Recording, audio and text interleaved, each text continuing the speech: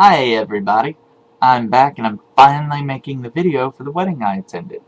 I went to the wedding of Jesse and Amie Fulton now, and I had a blast. It was great. The whole thing was just wonderful. So I went to their wedding. I stayed with a friend who lives in the area who hosted me very generously, and they dropped me off at the church. I bumped into some old friends, Joseph Pack, and I think I met his wife. I've met her before. Meredith, that was her name.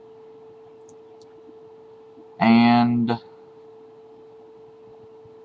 went into the wedding, and I was seated on the groom's side. And then someone else came in and sat down next to me, and I started talking to them. And it turned out they were with the bride's party, but sitting on the wrong side. So they said, oh well, no one will notice. We hope. Maybe. Anyway, so we had fun with that. And after a while, I think they started a little late. They had the procession, and they had all the different people come in. They had a kid with a ring bearer who kept looking at us, trying to steal the show. Anyway, he eventually got up on stage, and then his wife came through in her beautiful white dress, which, knowing Jessie, I believe it.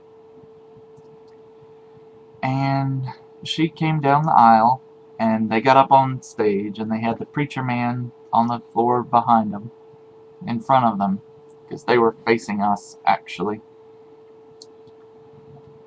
And then they had the preacher man doing his wedding invocations, and Jesse told me he was going to have a very religious wedding, because he's a very religious man. And he said he hesitated to invite me because there was going to be a lot of talking about God and Jesus, and he knows how that stuff can get me sometimes. So he was concerned that I might jump up in the middle of something and make a scene, and I said, no, I won't do that. But I do declare they said the name of Jesus so many times, I thought he was the one getting married. Anyway, they went through the ceremony and a bunch of different talking, and finally they're talking about the ring and all the things that the wedding ring symbolizes. And they get, the preacher man is like, it's round. So Jesse takes the ring he's holding and he holds it up like he's showing it off. It's round, yes. And it's made of gold, and it symbolizes how the blah blah blah blah. And as the guy keeps going on for several minutes, Jesse starts showing off the ring, which makes everybody laugh. And so he's, showing off the ring and stuff. Eventually he gets to put it on his wife, and the man says, and now you may kiss the bride. And it was the most beautiful and awkward kiss. I wonder if he'd ever done that before. So it was great. Just the sincerity and the genuineness of it all. And immediately after the wedding, there was a small reception on the location of the wedding, where they had appetizers and of carrots and celery and stuff that tastes good, like meatballs and chocolate. And they had these wonderful trays. Now, we're engineers. Jesse's an engineer. All of his friends are from the engineering department at NC State. So everything there had engineers looking at it. And so what we were talking about was the wonderful tray design. How the trays have a cup holder, and when we first looked at it we couldn't figure out what it was for.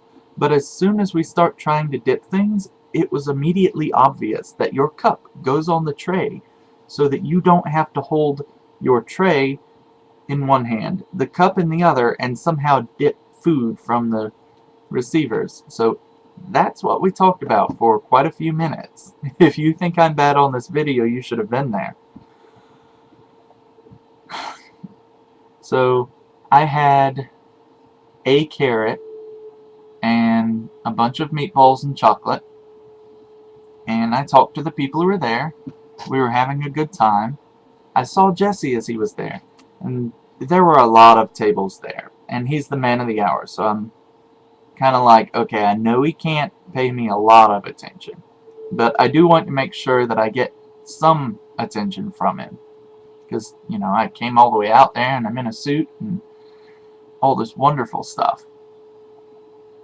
So he had been talking at the table on one side of us, and he was walking by to get to the table on the other side of us.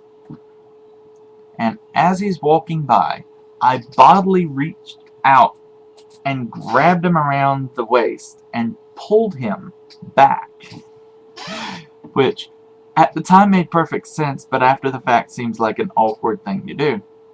But it was fun. He thought it was kind of funny. He was happy to see me.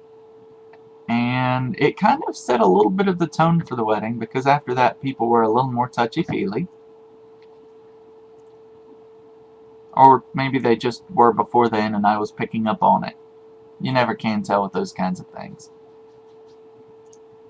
So we talked a little while, and he said he was glad I made it. I said I was glad to be there. Everything was good.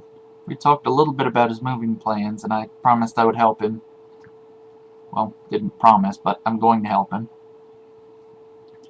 And then, you know, he had to go off and talk to other people after a couple minutes.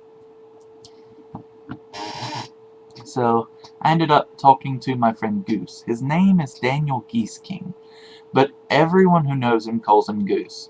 I sat with him and his wife. His wife is in neuroscience, and I also studied psychology. So, I talked to her a little bit about what she liked in neuroscience, and I tried to find a little bit of overlap. And generally we had some fun. She was a pleasure to talk to. Then, you know, the ceremony lasted an hour. And then the other thing that we did lasted an hour. So it went from 2 to 4, 4:30. Then we went to another reception. As we're on our way out, I call my friend who's hosting me and also playing chaperone to let her know to come pick me up, because I had said I'm hoping to find someone to give me a ride, but nobody offered until after I'd called her. If you know someone is likely to need a ride, offer first. If they don't need it, they will let you know and be happy that they could pick up a ride. But anyway, as we're filing out, Jesse, I bump into him again, and he looks a little sheepish, and he's like, I stole a carrot to give to the horse that's going to be pulling the cart later. I said, oh, that's great. That's awesome. And you know, when you're giving the carrot to the horse, you put it in your palm flat and let the horse take it. You don't hold it. He said, oh, that's good to know. Several other people were there, and they were like, yes, palm flat. They won't bite off your fingers that way. Yeah, I said that the horse can't tell the difference between the carrot and your fingers because they're both kind of crunchy. Anyway, hopefully I averted an emergency trip to the hospital on his wedding day. He probably would have been okay anyway. So, I got to the other place, and yeah, this wedding was big. I mean, there weren't a lot of people there, but they did a lot. So we got there, and they had little things. What are they called? Pieces of paper folded in half with your name on them.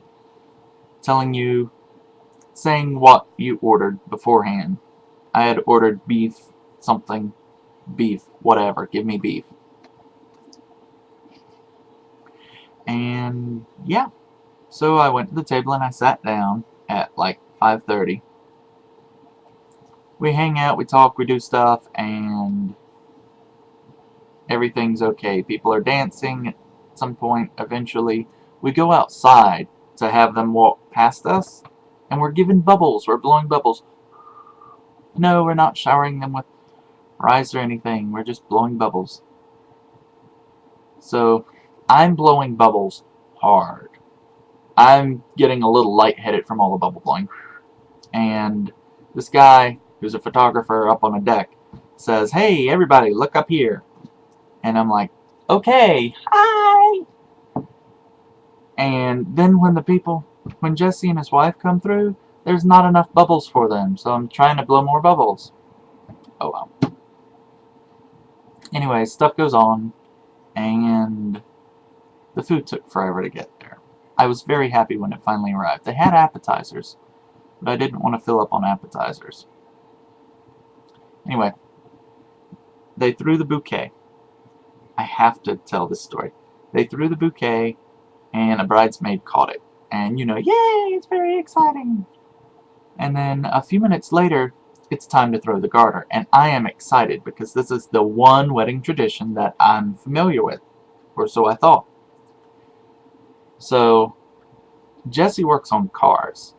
So, he doesn't just get the garter. He has a pallet like you work on cars with that you roll up under him. Yeah, he gets that out. He takes off his tux coat. He takes off his vest. He lays down on the pallet, puts a flashlight in his mouth, like he's going to work on a car, and rolls up under his wife's dress to get the garter. And I was very enthusiastic about getting that garter. So, he gets the garter, and then he's going to, throw it. He doesn't just throw it, he shoots it like it's a rubber band.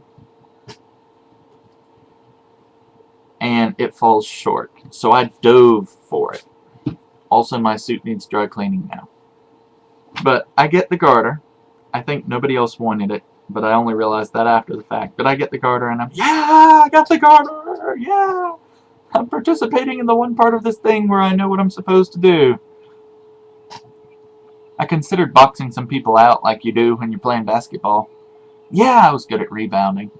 But I decided that would be poor sportsmanship. Anyway, so I get the garter, I'm all excited. They take some pictures, and then they say, "Will the man who caught the garter and the woman who caught the bouquet please report to the dance floor?" And I'm thinking, what's going on here? Okay, sure, maybe they want pictures of us together. So I get out there, and she gets there, and she's also confused. I mean, I'm confused to the point that I'm kind of bumping into people, and they're like, anyway. So finally they say, "Okay, now what we're going to do is the bridesmaid who caught the bouquet is going to sit in the chair where the bride was, and you're going to put the garter onto her." And I'm like, "I just got this thing, and now I have to give it away?" Which they thought was funny. And the girl is, "No, I don't want him to do that. He's a strange man." Not those words, but you know what I mean. So finally they convince her to sit down in this chair, and she just decides she's going to go along with it, humor us. And I decide I am too, so I say, "Okay, where does it go?" And the bride said, "Oh, it goes about halfway up her thigh," and the bridesmaid says, "No, it goes at my knee, it goes at my knee!" So I said, "Okay, let's get this over with." So I grabbed her by the ankle, I took off her flip-flop, and I put the garter around her up to her knee. And then I pulled her dress back down and patted it and said, "There you go." And I put her flip-flop back on. Don't know how you could dance in those things. And, yeah. Anyway, as we were leaving, it was very awkward in the heat of the moment, but as we were leaving, I caught her eye, because everyone was saying thank you, thank you, thank you. Thank you for coming, thank you for attending. I caught her eye, and I said, "And thank you." She smiled back, so at least she was kind of okay with the whole thing. And that was the wedding. I guess that's more or less everything. After that, we held sparklers over them, and he drove off in an El Camino he had fixed up. It was vroom vroom! And now, he's had his honeymoon in Britain by now. So I hope everything's good, and I'm going to help him move in the near future, as soon as I figure out how I'm getting there and helping him. But the wedding was a blast. Everything about it was great. And my friend who was hosting me was extremely generous, so I was very happy to be there and be able to attend.